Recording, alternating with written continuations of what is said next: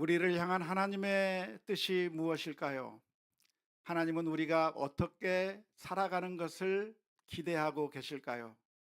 어떤 삶이겠습니까? 항상 기뻐하고 범사에 감사하는 삶을 살 것을 하나님께서 기다리고 기대하고 계실 거라고 믿습니다. 우리가 너무나도 잘 아는 성경 말씀 데살로니가 전서 5장 16절에서부터 18절의 말씀에 이렇게 기록합니다. 항상 기뻐하라. 쉬지 말고 기도하라. 범사에 감사하라. 이것이 그리스도 예수 안에서 너희를 향하신 하나님의 뜻입니다. 우리를 향한, 나를 향한 하나님의 뜻이 무엇이라고요? 기뻐하면서 사는 거예요. 감사하면서 사는 게 하나님께서 저를 향해서, 우리를 향해서 원하시는 것이고 기대하는 거라고 할 수 있겠습니다. 우리가 슬퍼하거나 좌절한 마음 가운데 살아갈 게 아니고, 우울한 마음으로 인생을 살아갈 게 아니라 늘 기쁨과 감사로 살아가는 그 모습을 하나님께서 보시기 원하신다, 이 말입니다. 왜 그렇습니까? 하나님은 우리의 아버지이시기 때문에 그런 것이죠. 부모라고 한다면 우리 자녀들이 행복하게 사는 모습을 늘 기대합니다. 우리 아이들이 어떻게 살았으면 좋겠어요? 행복하게 살았으면 좋겠어요. 정말 기쁜 삶을 살았으면 좋겠어요. 정말 감사하는 삶을 사는 우리 자녀들이었으면 좋겠어요. 그런 마음을 우리가 가지고 있는 것과 마찬가지로 하나님께서는 우리 자녀들이, 하나님의 자녀들인 우리들이 어떻게 살아가기를 원하시는가?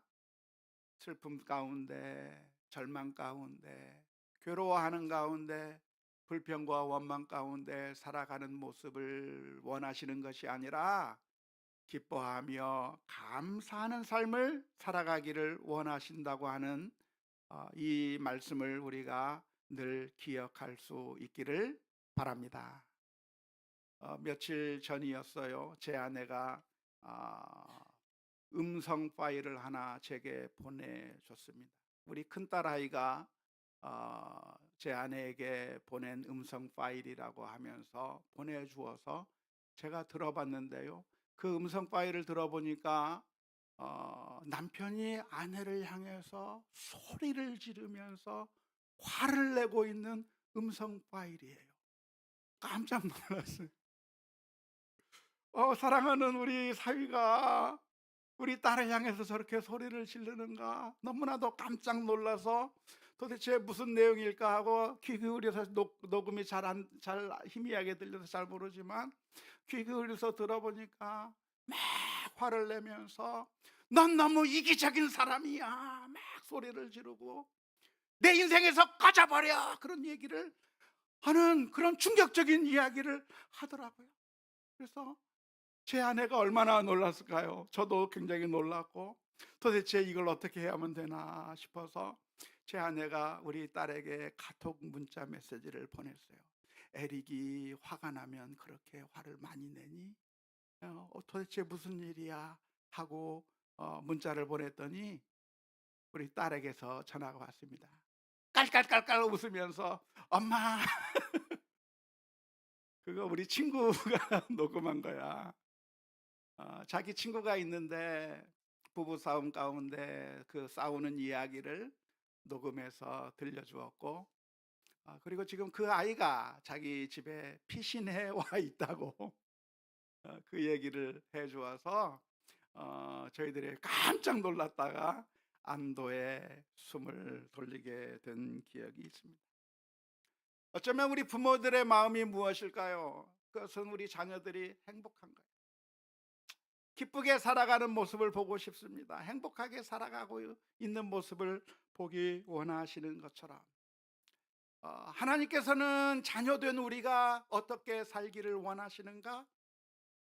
절망 가운데, 슬픔 가운데, 불평과 원망 가운데 살아가는 모습이 아니라 늘 기쁨과 감사로 행복한 모습으로 살아가길 원하고 계시다고 하는 사실을 늘 마음속에 기억할 수 있기를 주님의 이름으로 축원합니다. 그래서 항상 질문을 던져야 하는 것이죠. 나는 과연 하나님께서 원하시는 삶을 살고 있는가? 지금 나는 주님께서 원하시는 그 모습을 가지고 있는가? 기쁨과 감사로 살아가고 있는가? 아니면 원망과 불평 가운데 살아가고 있는가? 질문을 던져야 될 것이라고 믿습니다. 특별히 우리가 매일매일의 삶을 기쁨과 감사로 살아가야 하는 것이 당연하지만, 그런데 우리가 1년 가운데서 11월 달을 감사의 달로 정하기도 하고, 또한 오늘 이렇게 11월 셋째 주일을 추수 감사 주일로 지키는 이유가 있다고 한다면, 그것은 우리가 다시 한번 감사의 마음을 회복하고 싶어서입니다.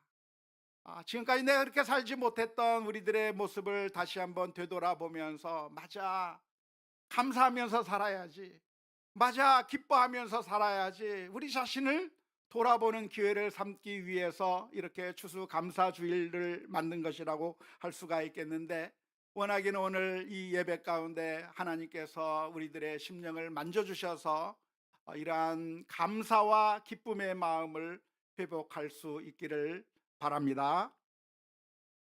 우리가 안타깝게도 감사하지 못하는 삶을 살아갈 때가 많습니다.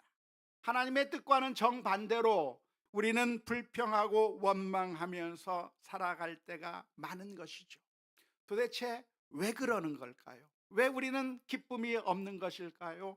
왜 우리는 절망 가운데 살아가는 걸까요? 우리는 왜 감사가 없는 것일까요? 성경을 들여다보면서 한번 그 문제를 진단해 보았으면 좋겠는데요. 성경은 우리들의 모습을 들여다보게 만들어주는 거울과 같은 것이기 때문에 이 성경을 읽으면서 우리가 우리 자신의 모습을 진단해 볼 수 있으면 좋겠습니다. 특별히 대표적인 예를 꼽는다고 한다면 탕자의 비유에 등장하는 첫째 아들의 경우입니다. 첫째 아들은 아버지의 집에 있으면서 감사를 몰랐어요. 아버지의 집에 살고 있다고 하는 것 자체가 큰 특권이고 행복이고 기쁨이라고 하는 사실을 망각해 버리고, 이 첫째 아들은 불만으로 가득 차 있는 겁니다. 화를 내고 있는 겁니다. 괴로워하고 있는 겁니다. 왜 그렇습니까? 감사할 이유가 없었기 때문일까요? 아니요. 감사할 이유는 있어요. 그런데 그 감사할 이유에 대해서 눈을 감아버렸고, 감사할 이유에 대해서 둔감해버려서 감사할 것에 대해서 감사하지 못하고 있는 그런 모습을 보여준 것이죠. 역시 둘째 아들도 마찬가지입니다. 둘째 아들도 아버지의 집을 떠나기 전에는 자기가 아버지의 집에 있다고 하는 것이 너무나도 고마운 일이고 감사한 일이라고 하는 사실을 망각해 버린 것이죠. 그냥 아버지의 집을 떠났으면 좋겠고, 거기는 속박이 있는 것 같고, 거기는 자유가 없는 것 같아서, 그래서 내가 내 마음대로 할 수 있게 먼 나라로 가서 행복하게 살려고 시도했으나, 결국 발견하게 된 것은 돼지 주염 열매를 먹는 처량한 자신의 신세를 발견하고, 그때서야 깨닫게 된 겁니다. 내 아버지의 집에는 품꾼들도 먹을 것이 많은데, 내가 거기 살았었는데, 우리 아버지 집에 있는 그것이 행복이었고 기쁨이었는데, 그때서야 그 사실을 깨닫게 된 것이죠. 안타깝게도 우리는 언제나 잃어보기 전까지는 고마움을 모르는 존재들입니다. 지금 누리고 있는 것의 고마움, 지금 우리가 감사할 수 있는 것을 망각하면서 살아가고 있는 게 바로 우리들의 모습인 것이죠. 물고기는 물속에 있는 것이 얼마나 큰 특권이고 행복인지를 몰라요. 언제까지 몰라요? 낚싯바늘에 잡혀서 끌려 나와서 죽을 상황에 되기 전까지는 자신이 물속에 있는 것이 얼마나 행복한 것이고, 그 안에서 내가 얼마나 자유로울 수 있었는가에 대해서는 깨닫지 못하게 되는 거예요. 우리는 부모님의 소중함을 잘 모릅니다. 우리 아이들은 늘 부모님을 보면서 원망하죠. 불평하죠. 엄마 때문이야, 아빠 때문이야, 다 원망하면서 살아가고 있는데, 우리가 부모님을 잃고 난 다음에서야 부모님의 소중함을 깨닫는 그 어리석은 모습을 우리들이 가지고 있는 것이고요.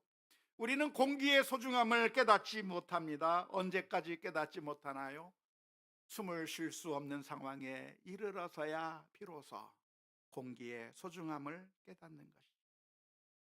우리의 마음 가운데 불평으로 가득 차 있는 이유가 무엇일까요? 그것은 감사할 이유가 없었기 때문이 아니라 감사할 이유를 보지 않았기 때문입니다.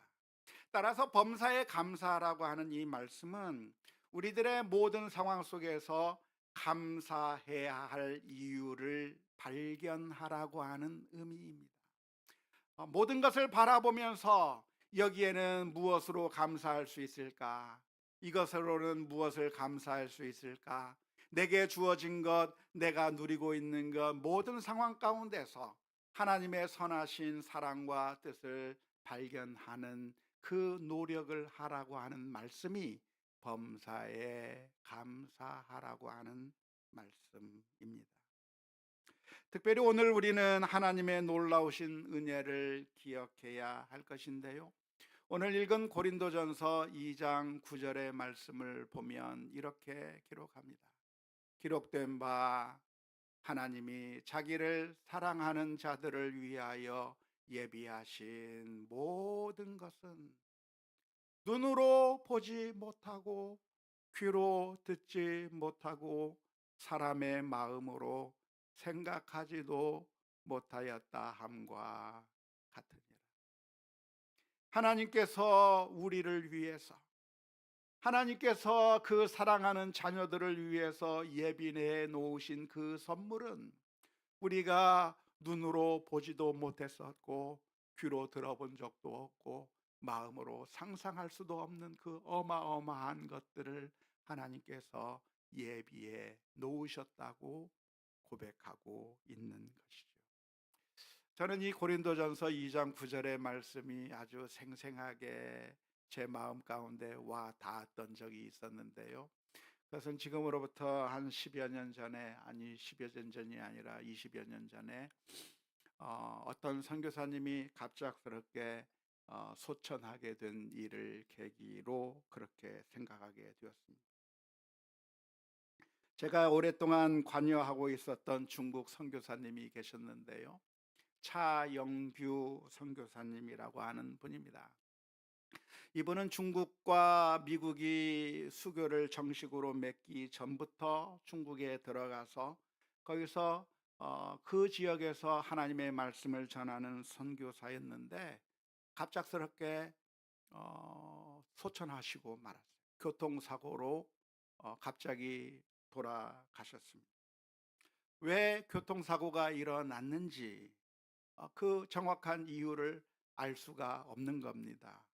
아마도 중국 공안이 눈여겨보고 있다가 죽인 것이 아닐까 의심스러운 상황이기도 했고, 아니면 저혈당 쇼크로 해서 그렇게 되었을까, 아니면 갑자기 심장마비가 와서 그렇게 되었을까, 우리로서는 정확하게 알 수 없었지만 아무튼 그 충격적인 소식이 전해지게 되었을 때 이제 선교의 현장에는 사모님과 두 자녀만 남게 된 상황이었습니다. 그때 선교 이사회에서 중국에 들어가서 그 선교사님의 장례를 치르고, 그리고 그 치른 이야기를 그 가셨던 목사님께서 제게 들려주셨는데, 뭐라고 이야기를 했냐면은 그 장례식장에서 그 선교사님의 딸이 답사를 하고 인사를 하는 과정 가운데서 고린도전서 2장 9절의 말씀을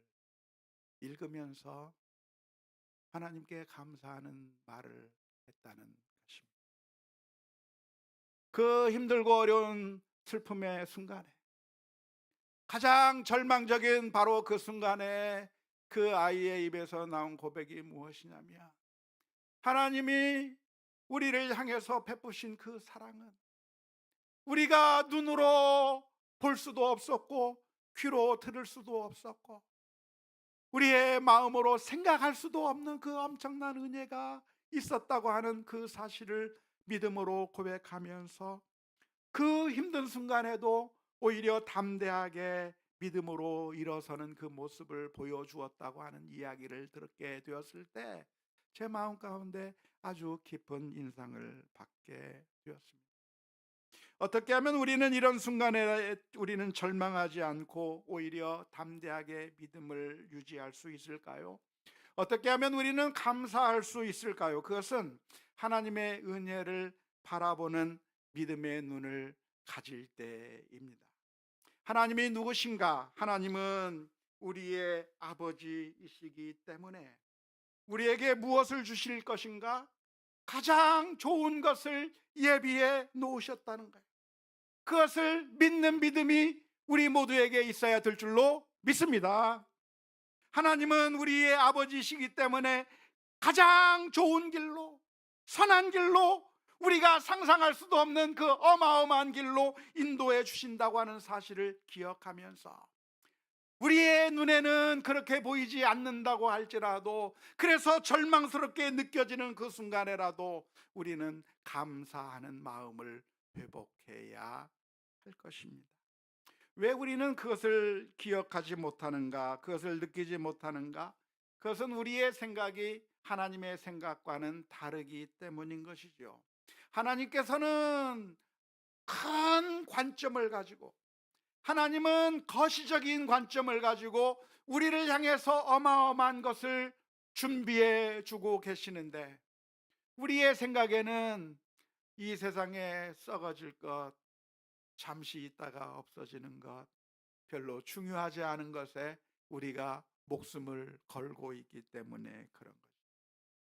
우리의 생각과 하나님의 생각이 다르기 때문에 그래요. 마치 어린아이들과 같은 것이죠. 어린아이들에게 가장 중요한 게 뭐예요? 장난감이에요. 어린아이들에게 중요한 게 뭐예요? 별로 중요하지 않은 거예요. 그거 가지고 서로 싸운다. 정말 아무것도 아닌 걸 가지고 아이들이 싸우는 그 모습을 보셨습니까? 저게 별로 중요한 게 아닌데, 아무것도 아닌 그것에 자신의 목숨을 걸고 있는 것과는 달리 부모님이 자녀들을 바라볼 때는 얼마나 더 좋은 것으로, 더 풍성한 것으로 예비하고 계셨는지, 그 부모님의 사랑을 바라볼 수 있는 눈이 있어야 되는 것이죠. 따라서 우리는 감사의 훈련을 어떻게 해야 합니까? 우리의 믿음의 눈, 우리의 시각을 하나님의 시각에 맞추어가는 훈련을 해야 되는 거예요.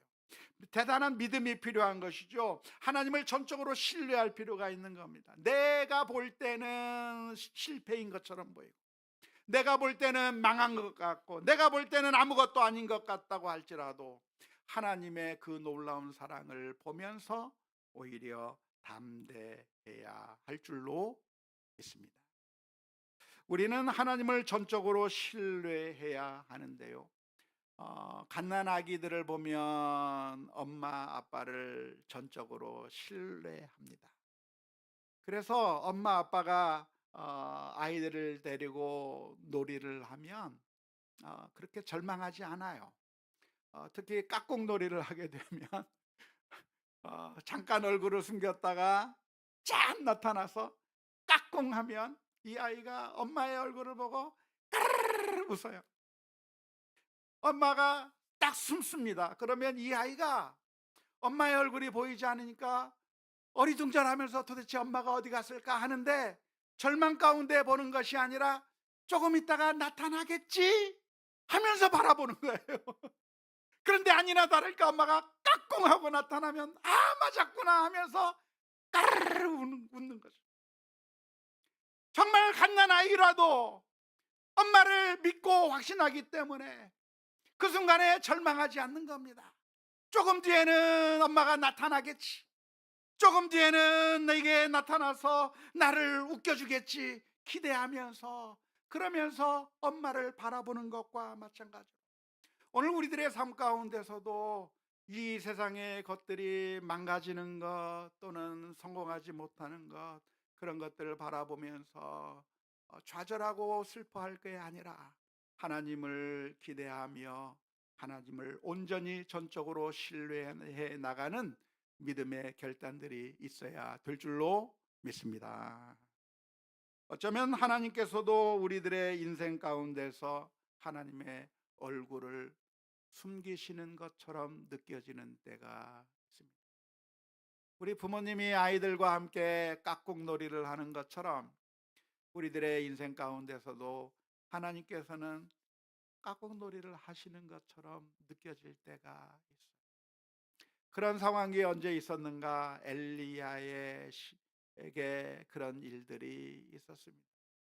열왕기상 19장 11절에서 14절의 말씀에 보면 이런 말씀이 기록되어 있는데요. 여호와께서 이르시되 너는 나가서 여호와 앞에서 산에 서라 하시더니 여호와께서 지나가시는데 여호와 앞에 크고 강한 바람이 산을 가르고 바위를 부수나 바람 가운데 여호와께서 계시지 아니하며 바람 후에 지진이 있으나 지진 가운데도 여호와께서 계시지 아니하며 또 지진 후에 불이 있으나 불 가운데에도 여호와께서 계시지 아니하더니 불 후에 세미한 소리가 있는지라. 엘리야가 듣고 겉옷으로 얼굴을 가리고 나가 굴 어귀에 섬에 소리가 그에게 임하여 이르시되 엘리야야 내가 어찌하여 여기 있느냐. 그가 대답하되 내가 만군의 하나님 여호와께 열심히 유별하오니 이는 이스라엘 자손이 주의 언약을 버리고 주의 제단을 헐며 칼로 주의 선지자들을 죽였음이오며 오직 나만 남았거늘 그들이 내 생명을 찾아 빼앗으려 하나이다. 엘리야는 지금 하나님의 얼굴이 보이지 않았어요. 큰 바람이 일면 그 가운데 하나님이 계실까 했는데 하나님이 안 보이는 거예요. 바람 위에 지진이 있어서 그 지진 가운데 하나님이 나타나나 했더니 하나님이 안 나타나는 거예요. 지진 후에 불이 있어서 그 불 가운데 하나님이 있는가 했는데 하나님이 보이지 않는 거예요. 그런데 정말 안 보이는가 했더니 하나님이 세미한 음성으로 들려주시는 거예요. 네가 어째서 거기 있느냐? 왜 절망의 자리에 서 있느냐? 왜 슬퍼하며 있느냐? 주님께서 물으시는 거예요. 어쩌면 우리 인생에서도 이런 일들이 얼마나 많은지 모릅니다. 하나님이 나와 함께 계시면 좋겠는데 하나님이 나랑 함께 하지 않는 것 같아요. 내 기도에 응답하지 않는 것 같아요. 내 병은 낫지 않는 것 같아요. 우리 가정의 문제는 도무지 해결될 방법이 없는 것 같아요. 아무리 해도 하나님께서는 나를 외면하시는 것처럼 느껴질 때가 있는 것이죠. 그런데 그때 하나님의 얼굴을 감추는 것처럼 보일 때 우리가 괴로워하고 절망할 것이 아니라 하나님이 따끔하고 나타날 것을 기대해야 됩니다. 하나님이 어떤 하나님이십니까? 하나님은 우리를 사랑하시는 아버지와 같은 하나님이시기 때문입니다. 어떻게 하면 우리는 항상 기뻐하고 모든 일에 감사할 수 있습니까? 그래서 하나님의 그 놀라운 사랑을 바라보아야 합니다. 우리에게 주어진 그 모든 것들을 불만의 눈으로, 불평의 눈으로 바라볼 것이 아니라 하나님의 선물로 바라보아야 하는 것이죠. 하나님께서 우리에게 주신 것은 그것이 어느 것이든지 하나님의 선물입니다. 좋은 것처럼 보이는 것이든 나쁜 것인 것처럼 보이든 내 인생의 짐처럼 보이는 것이든 하나님이 우리를 저주로 주신 것이 아니라 사랑 때문에 주신 것이고 우리의 영적인 유익을 위하여 허락해 주신 것이라고 하는 것을 바라보아야 하는 것이죠. 왜 그렇습니까? 하나님은 어떤 하나님이에요? 실수가 없는 하나님이에요. 우리 인생들은 이렇게 실수하고 저렇게 실수하고 좋은 줄 알았는데 잘못된 것이고, 이것이 좋은 일인 줄 알았는데 잘못된 것일 때가 얼마나 많은지 몰라. 늘 실수하고 실패하는 게 우리 인생들이죠. 하지만 하나님은 어떤 하나님이십니까? 실수가 없는 하나님이에요. 단 한치의 오차도 없이 정확하시고 완벽하신 그 하나님이신데, 그 하나님이 어떤 하나님이에요? 전능하신 하나님이에요.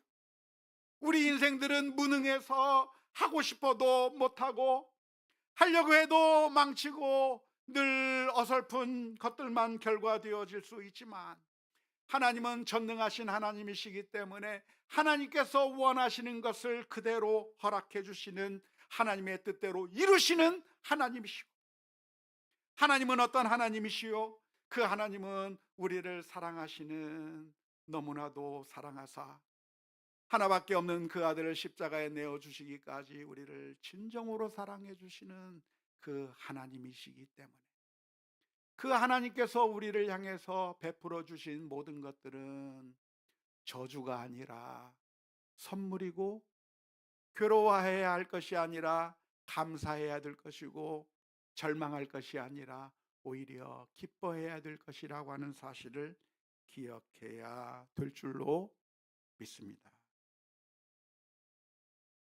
하나님께서 우리들에게 주신 모든 것들이 선물이라고 하는 사실을 깨닫는다면, 우리는 하나님께 감사할 뿐만 아니라 내게 주어진 모든 것들에 대해서도 감사할 수 있는 믿음의 능력을 길러야 합니다. 옆에를 보세요. 감사할 제목이 보입니까? 하나님께서 내 옆에 주신 사람들은, 하나님께서 내게 주신 것은, 하나님께서 내게 주신 그 어떤 것은 우리에게 저주로 주신 것이 아니라 우리의 복을 위해서 주신 것이에요. 그렇기 때문에 하나님께 감사하는 사람은 우리 주변의 모든 사람들에게 감사로 나타나야, 그게 진정으로 하나님을 감사하는 사람들의 모습이라고 할 수 있습니다. 제가 미국에 가서 아주 인상 깊게 보았던 모습이 하나 있었는데요. 그것은 추수감사절이 되면 사람들이 이웃들을 향해서 감사의 마음을 작게나마 표현한다고 하는 것이었어요. 추수감사절 때가 되면 1년 동안 편지를 배달해 준 우편 배달부에게 고맙다고 하는 쿠키를 구워서 주면서 감사하다고 표시를 하더라고요. 자기가 매일 혹은 자주 다니던 식당에 가서 추수감사절 기간이 되면, 내가 이 좋은 식당이 있어서 늘 식사 맛있게 할 수 있어서 고맙다고, 그 식당 주인에게 고맙다고 하는 표시를 하더라고요. 자기가 늘 들르던 세탁소에 찾아가서 1년 동안 내 옷을 빨아줘서 잘 입고 다닐 수 있었다고 하면서, 아, 감사의 표시로 뭐 20불 정도, 10불 정도 주면서 감사의 마음을 표현하는 그 모습을 보면서 참 아주 인상 깊게 제 마음 가운데 와 닿았어요. 어제 저녁이었는데요. 쿠팡에서 물건이 배달이 됐습니다. 평상시에는 그냥 물건만 놓고 가는데, 마침 제가 있는 상황에 그 아저씨가 배달을 해주는 모습을 보고 달려나가서 저희에게 있던 감을 한 상자 마련해서, 혹시 감 드릴 테니까 혹시 가져가실래요? 라고 물어봤더니, 이 쿠팡 청년이 얼굴에 만면의 미소를 지면서 주시면 고맙죠 그러는 거예요. 그래서 그걸 전해줬어요. 늘 우리 집에 늘 배달해 줘서 고맙다고 말하면서 주었더니 이 청년이 정말 기뻐하면서 그걸 받아가는 모습을 보면서 제가 얼마나 기쁜지 몰랐어요.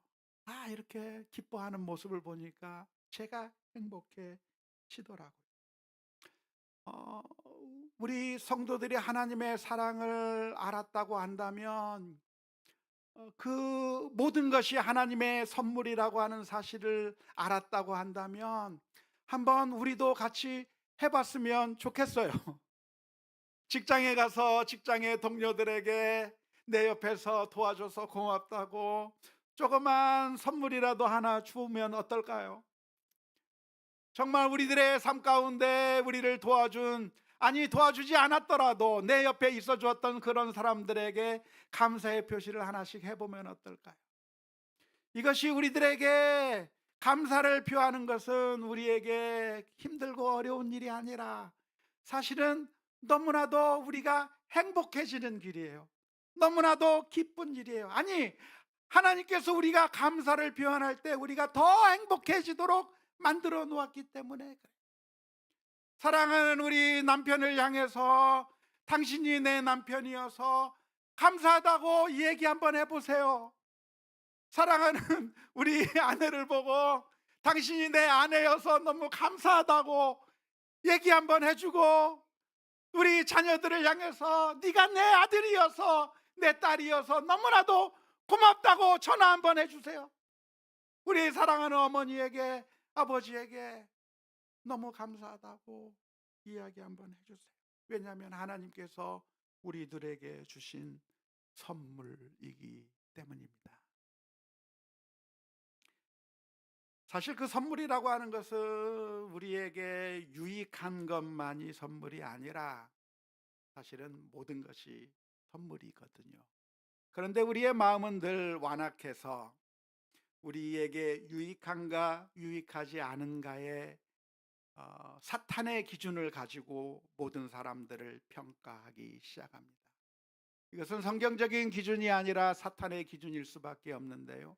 사실은 성경적인 기준은 무엇이냐면 부족한 사람이 내 옆에 있다고 한다면 내가 그 부족한 사람을 위해서 채워줄 수 있다고 하는 것이 내게 놀라운 축복의 선물이에요. 내게 연약한 자가 붙어 있다고 한다면 그 연약한 자에게 내가 감싸줄 수 있다고 하는 것이 하나님께서 내게 주신 사명의 축복인 것이죠. 내가 강도 만난 자의 옆을 지나가게 된다고 한다면 재수 없어서 강도 만난 자의 옆을 지나간 게 아니라 하나님께서 내게 축복으로 그 사람 옆을 지나가게 하신 거예요. 그 사람을 도와줄 수 있는 그 사명의 축복을 우리에게 주신 것이죠. 바울 사도는 늘 고백했습니다. 내가 이 이방인들에게 복음을 전하게 된 것은 내가 빚진 것이다. 저 사람들에게 복음을 전하라고 하나님께서는 나를 구원해 주셨고 저 사람들 때문에 내가 구원받았으니 내가 빚진 것이라고 하면서 감사의 마음으로 그 사명을 감당해 나간 것이죠. 우리가 라면을 먹는다고 한다면 저 사람들이 불쌍해서 그냥 우리가 우리의 가진 것을 자랑하기 위해서 나누어 주는 것이 아니라 하나님께서 우리에게 사명으로 주신 그 기쁨과 감사로 참여하게 되는 것이죠. 오늘 우리는 우리의 모습을 살펴보아야 합니다.